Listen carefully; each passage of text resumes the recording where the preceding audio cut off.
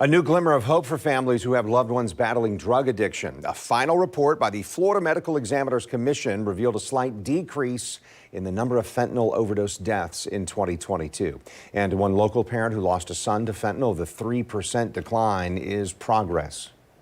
There is a very long way to go with it, but every single life is worth it. If we can get the word out and continue to see a decrease in fentanyl deaths, then we've done what we wanted. Our goal is met.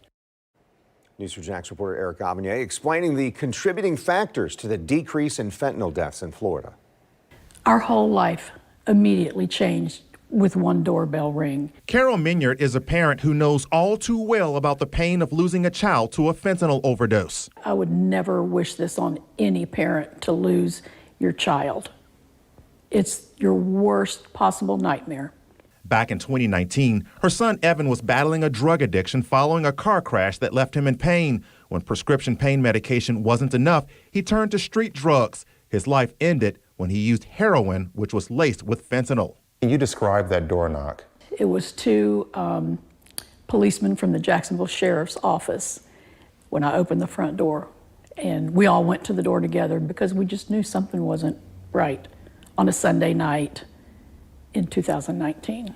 According to this recently released final report on drug deaths by the Florida Medical Examiners Commission, the year after Evan's death, 5,302 people in Florida died from fentanyl. The following year, the number jumped to 5,791. Then in 2022, fatalities dropped to 5,522.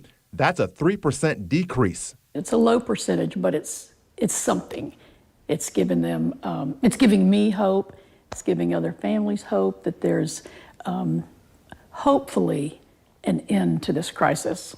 Federal prosecutors say factors that led to the 3% drop include indictments of Chinese companies and individuals who supply Mexican drug cartels with chemicals used to produce fentanyl.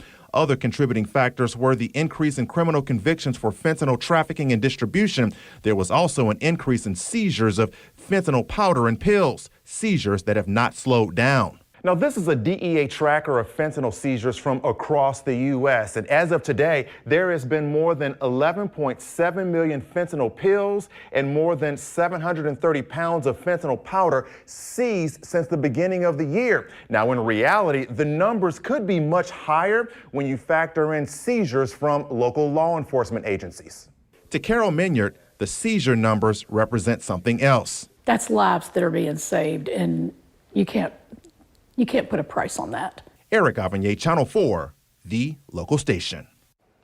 If you or someone you know is addicted to any substance, not only fentanyl, there is help available. You can call this number. It's the National Substance Abuse and Mental Health Services Administration helpline.